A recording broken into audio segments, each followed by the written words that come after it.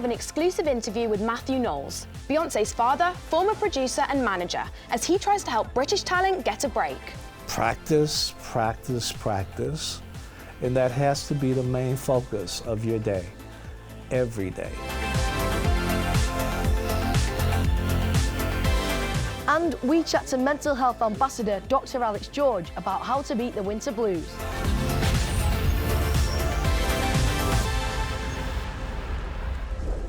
Hi, we're going to start with the two huge earthquakes that have destroyed thousands of buildings across Turkey and Syria.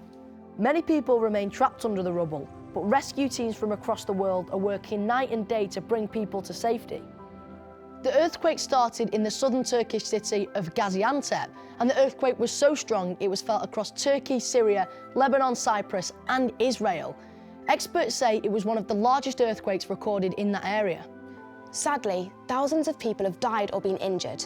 World leaders, including the UK Prime Minister, have said they'll offer whatever support is needed. Some countries have sent specialist teams to help rescue people and aid such as food and water to the worst affected areas. But how do these natural disasters happen, and is there anything we can do to predict them and save lives? Well, Declan's been investigating.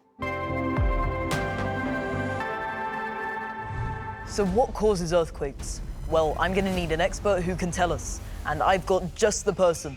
David Hawthorne from the British Geological Survey. Hi, David. Hi, Declan. So that is a brilliant question, and it's all to do with what we call plate tectonics.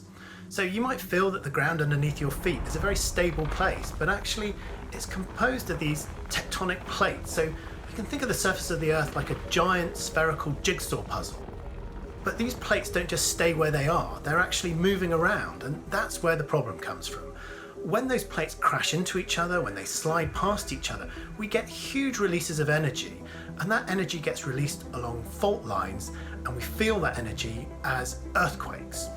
So most of the earthquakes happen along the fault lines? Yeah, that's right, Declan. Most earthquakes do happen along fault lines because that's where all the energy is being released. So places like Japan, where one plate is being pushed under another, or places like America, where you're also getting lots of earthquakes. So that must be quite scary for the people living in those places. Yeah, it's definitely scary, particularly the first time you're ever in an earthquake. But for lots of countries that have really big, dangerous earthquakes, they've got really clever about dealing with them. So they have fantastically designed buildings that can withstand earthquakes. And even children who are in school will be trained and drilled on a regular basis to make sure that they're as safe as possible when there is an earthquake. But they can still be really dangerous, right? Yes, they can. There's no getting away from that.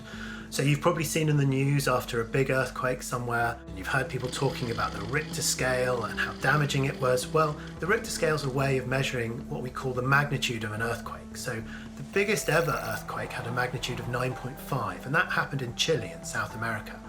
The biggest earthquake we've ever had here in Britain was a magnitude of 6.1, and that happened in the North Sea more than 100 years ago. Well, thank you so much for your time, David. Thanks for asking the question, Declan.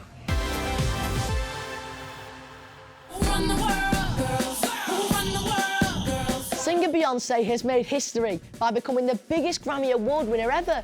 She won 4 more, which made it a total of 32 throughout her career. They are the biggest award in the music industry, handed out by the Recording Academy of the United States. But before Beyoncé was an award-winning solo artist, she was in a very successful band called Destiny's Child, and they were managed by her father, Mathew Knowles. He's now in the UK helping undiscovered talent become the next Beyoncé or Destiny's Child. In an exclusive interview with FYI's Jiraiya, he said he just wants to give something back and help us achieve our dreams. So you want to make it big time as a singer or a band? And then walks in your new lecturer and mentor, Mathew Knowles. How's everyone? He's now helping undiscovered talent across the country and teaching at the London-based music college, LCCM. And who is this young man over here? I'm Jiraiya.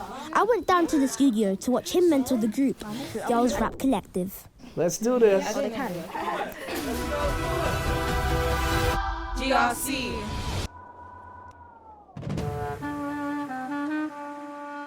Pull up, no reversing. In the studio, feel like I'm hurting. When I walk up on the stage, no cursing. Now bandages run where your feet start burning. That was great. Thank you. That was great. Who could sing Oh, love you, baby. Want to try it just to see? Yeah. Ain't no TV till I reach that. Bro, my team is winning, but I just don't know when it's on me. No, that's stunning. Pain about it. I don't know what to do. It was a good try. You know, if we had time, we would really get this right. Because I love this song, by the way. I love it. You know, I got that. Why do you mentor so many kids? Isn't there more money in bigger acts and recording deals? When you've been as blessed as I have been, and the gratitude that I have for that, I feel it's important that I help others. And why so stressed out? Because I make it seem like you're not gonna make it to the next round. What is your goal? Get a record deal to Yeah. Record deal. That for me as a group, I want to leave a mark. Isn't it a danger that when people come to see Beyonce's dad, they think you're going to make them a star? Well, I don't do that part of it anymore. I'm not a record label anymore. I'm not a manager anymore. I'm a motivational speaker.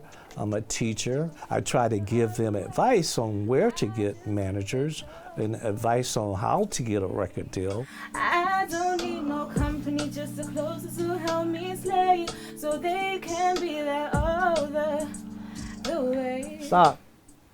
What are you saying? There's no time to waste because I'm gonna make it all the way. Do you believe that? Yeah, of course. Okay, then when you sing it, make me believe that. Your initial singing is critical. There's a lot of other professions outside of this door. If you're shy, I would highly suggest you pick another profession. This is not the right one for you, and you're just wasting your time. This week, how many hours did you practice? We practice every lunchtime at school. So you practice 5 hours a week. I just want to give you a comparison. So Destiny's Child, on an average, practice 40 hours a week. Wow. Hour a day will not get it. I read it took a lot of work to make Destiny's Child and your daughter Beyonce as famous as they've become today. Why was it so tough? To be the best means that you have to make sacrifices. Practice, practice, practice, and that has to be the main focus of your day. I grew up on a dirt road. We didn't have plumbing. I could have used that as an excuse, and I could have said, my parents are poor, they're not educated, we're black in the South. Or it could give me the determination to want to be successful, to better myself, not to be a victim in life. Well, you've done great for where you are by yourself and nobody there to really guide you. You might need to find you a real manager that can help you put it together. Hi guys! Hi! What was the best advice he gave you? Confidence. Confidence is key. If you don't have any confidence, then you're not going to be able to take off. Not whiny, but try me. But short the crib, please can't find me. But you know, say I never invite me. Now if I come look, come fight me. It's recently been announced that the oil and gas company Shell had a 53% increase in its profits, a whopping £32 billion to be exact, and that's its biggest profit increase in its 115-year history. But it's not just Shell. Other oil and gas companies like BP have also announced record profits. It's basically because of the pandemic and war in Ukraine. Both of these things meant that supplies of gas and oil went down, which meant that the price went up. It's led to huge profits for energy companies, but also a rise in energy bills for households, and many families are struggling to pay. And loads of people think this is so unfair. Lauren McDonald is a climate activist who's been campaigning against the use of fossil fuels. So Lauren, thank you so much for joining us. Thank you for having me. So it just doesn't make sense, these massive profits when so many of us are struggling financially. So what do you think needs to be done? First of all, what I think needs to be done is that the UK government needs to intervene. People are really, really struggling. The UK government are effectively handing out millions upon millions of pounds to oil companies just for deciding to go ahead with new oil and gas investments. So I would first of all ask the government to stop doing that. And I know that you campaign against new oil and gas fields being built, like the one in Scotland, Rosebank. So in the North Sea, we have oil and gas fields dotted around, and these are platforms that are built in the sea to then dig really deep into the Earth's crust and extract fossil fuels. That is extracted and then burned, which creates lots of pollution. So what we are calling on with the Stop Rosebank campaign is to stop the Rosebank oil field and all new fossil fuel developments. The Rosebank oil field that you mentioned specifically is the largest undeveloped oil field in the North Sea. So we've been checking this out, and the government's response to views like Lauren's is that in order to limit the cost of car fuel, gas and electricity for families, they have to explore all sources of energy right here in the UK. That's solar, wind, but also oil and gas.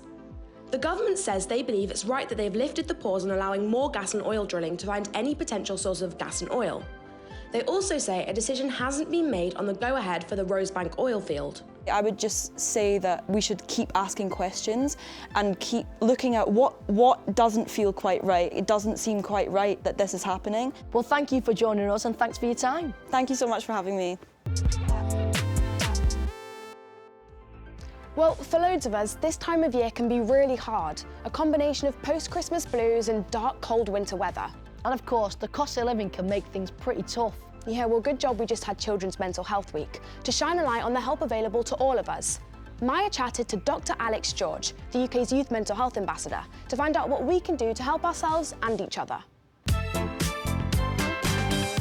Hi Dr. Alex. So what are the winter blues? The winter blues are essentially when people feel kind of low, sad, lack of energy over the winter time. What it really means is that many of the symptoms of depression are experienced but over a specific time of year. And the reason that happens is because well, effectively, we have less sunlight. Things like vitamin D, which is very important for our bones, we get from sunlight. It's also important for our brains as well. And one of the problems we have here in the UK is that even if you do get outside in those very few moments we get sunshine, isn't enough to get the vitamin D that we need. If we're getting anxious around this time of the year, what can we do about it? If you're feeling anxious, i.e.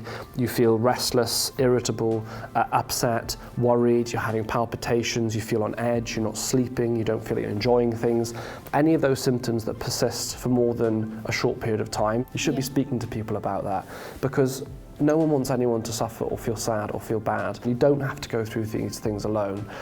So please, if you are struggling with anxiety, recognise it, talk to a trusted adult, speak to a teacher, talk to your GP and talk to your friends. What are some everyday things that we can all do to lift our mood? What are the things that makes you feel good? I know for me, one of the biggest things, if I'm in a bad mood or I'm feeling anxious, going for a walk. Going outside and walking in nature with my favourite tunes on, it's almost guaranteed to lift my mood. And it's having those things in your back pocket, not just on the days that you feel bad, but maintaining your mental health and feeling good, i.e. I go for a walk every morning. Those things over time, in combination, can have an amazing effect on your body. Yeah. If you think about what the fundamentals are for your health, generally speaking, it's your sleep, it's having some movement each day, it's eating generally well, it's feeling a sense of purpose in life, it's having friends and family around us. Those are the kind of fundamental things. So if you can do a little bit for each of those things, it can make a huge difference over time. Cheers, Maya. Well, we've heard from an expert, but let's get your shout on this. We headed to Shildon Primary School in Devon to hear how pupils there are fighting the winter blues. How do you feel better in the winter when you're sad? Family walks and spending time with family and going on like adventures in the woods and stuff. In the winter, I usually feel a bit lonely when I'm inside. I stay warm with hot chocolates and sometimes I read under the blanket with a head torch. Winter makes me feel like annoyed because I have to get up and it's cold and dark and I have to walk to school. Play with friends. Don't like stay inside all the time. Don't just like spend all day like on your phone at home because that's like not really very good for you. I prefer to go out with my family and have fun. Well, I would say to my friends that you can come to me or anything, or you could figure out some games to play or sit next to a fire or watch some films. Make sure that you also stay healthy. Eat healthy food.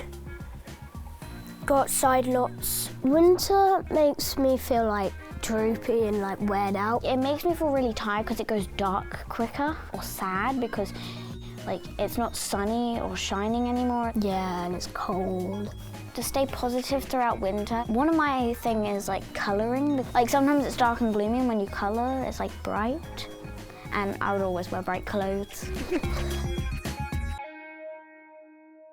Well, that's it from us this week. Ta-ra! Don't forget, for more info on the news, check out all of our shows and videos on our webpage. Bye!